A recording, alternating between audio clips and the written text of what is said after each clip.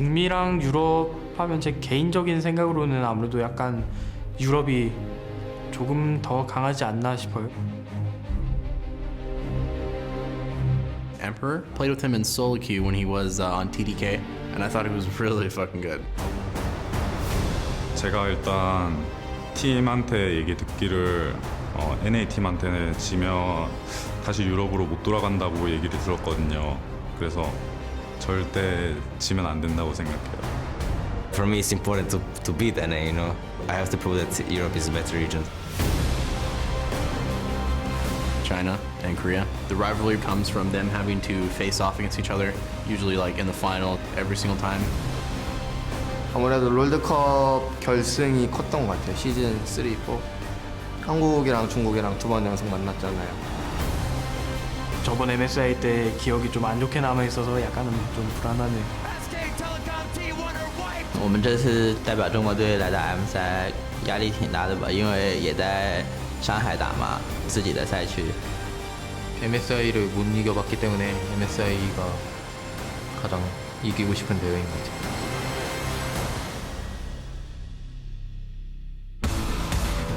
Afternoon, ladies and gentlemen, and welcome back for day 2 of the 2016 League of Legends Mid-Season Invitational. With the round robin in full swing, the pressure is on here in Shanghai's Oriental Sports Center, where earlier we caught a look at CLG entering the studio. As you can see, also some aerial shots of the venue itself. But our first contenders, CLG, they're going to be going up soon. However, Flash Wolves getting a little practice in before they take part later in a game today. The LPL's Royal Never Give Up doing exactly the same thing, locking in their strategies for the remainder of the day.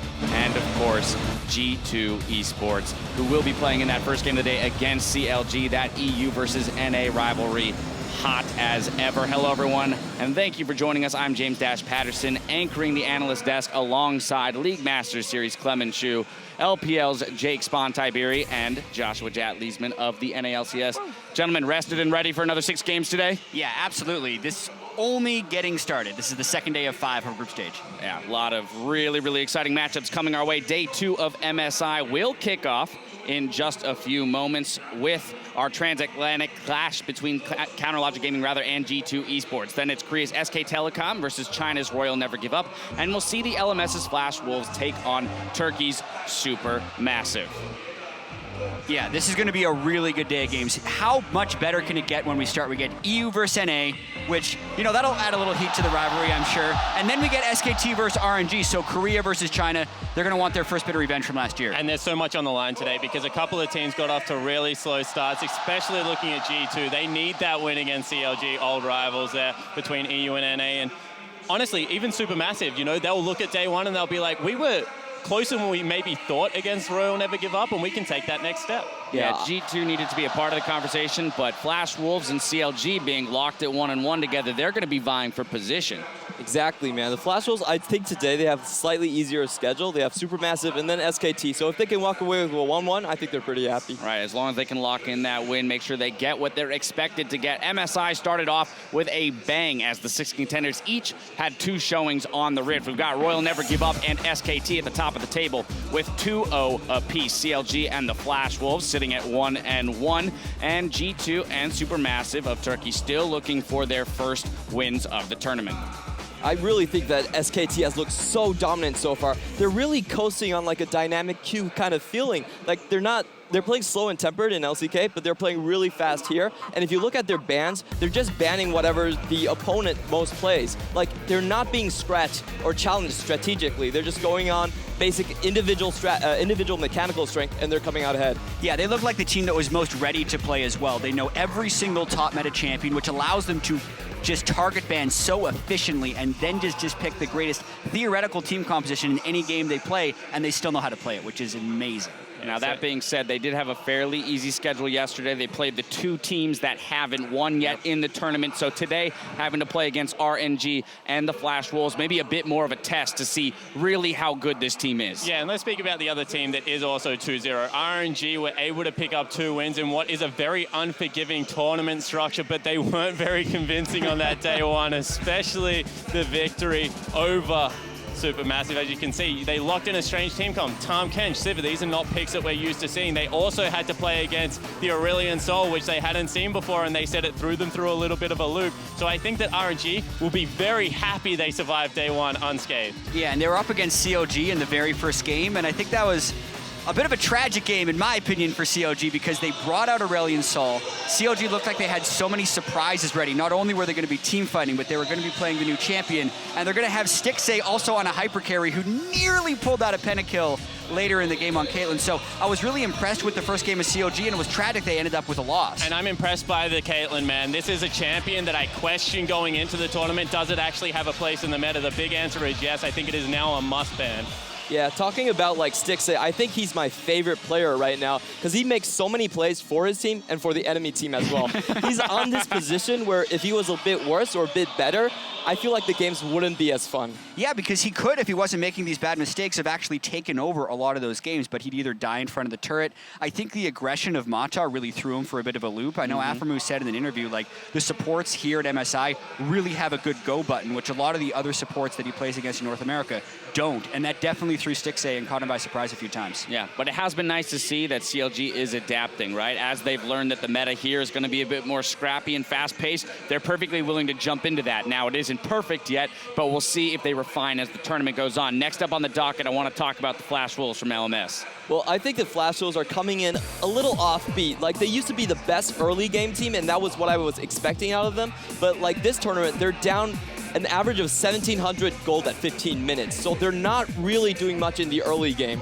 Yeah, I think a big part of that as well is also Maple's champion pool. He's playing fantastic League of Legends, but he's not playing the Assassins, much more towards a late game scaling. It's costing them early game, it's costing them Dragons, and I think that they may try and swap that up a little bit today and see if they can start snowballing these. I want to see LeBlanc. Yeah, I want to see them play faster because that was their big improvement from Worlds last year to the playoffs in the LMS this year, is that they could play faster, but it seems like they're very, very cautious here on the World stage. The second worst gold difference at 15 minutes of any, like, the only team that's lower is Supermassive. Right.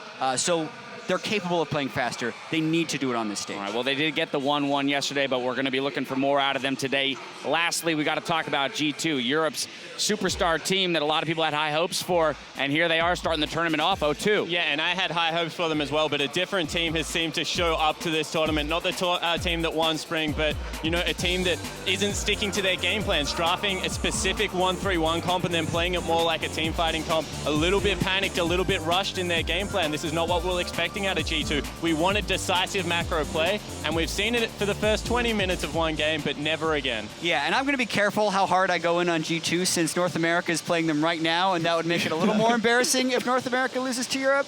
But in all seriousness, they did look very bad on day one. We just have to keep in mind that it was just 2 games. It was still day one.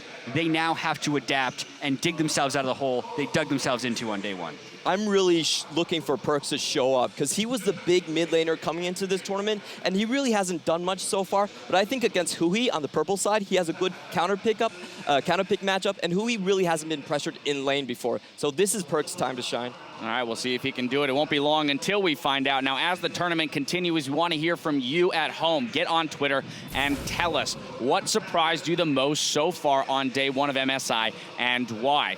Do you gentlemen have anything that jumps to mind immediately? Stixxay's Caitlyn. Like, I'm just going to say it over and over again. When I looked at Stixxay's champion pool, I thought he was completely out of touch with the meta. No Sivir, very little Lucian towards the end of the season. However, these sieging, long-range AD carries, I don't get what it is about international tournaments, but North America do it time and time again, and it is just so potent. They got that one strategy. We'll see if they have another one. The thing that surprised me, though, is teams' inability to play around objectives properly. The amount of Baron and Dragon steals we saw was way too damn high. Like, they just need to be able to, like, Twisted advance the jungler if he comes to steal him and at least kill him for it. Like, there were so many 50-50s that just shouldn't have been 50-50s yesterday. All right, I want to build up on those 2 points because we're seeing really, really messy games from all the middle 4 teams there. They're not really playing the A-tier game that they might have played domestically. So I think people are getting a lot away from, like, the late game Azir, the late game Caitlyn, I really want to see someone challenge, at least push SKT a little bit. That was please. good. That's the question, right? Game two. When you're in a tournament with SKT, is it even possible to look clean? Who knows? We'll be sure to find out. But be sure to send your thoughts to @LOL Esports and include the hashtag MSI2016 so we can get your input later today. Also, remember to show your regional pride as the tournament continues by equipping your MSI Summoner icon in-game. In addition to taking over our stage, the region with the most in-game support for their team at the end of MSI will earn a party IP weekend. Gotta go for it, get that IP. We've got a full slate of games today, so let's dive right into the action and send things over to our casters for the first clash of the afternoon.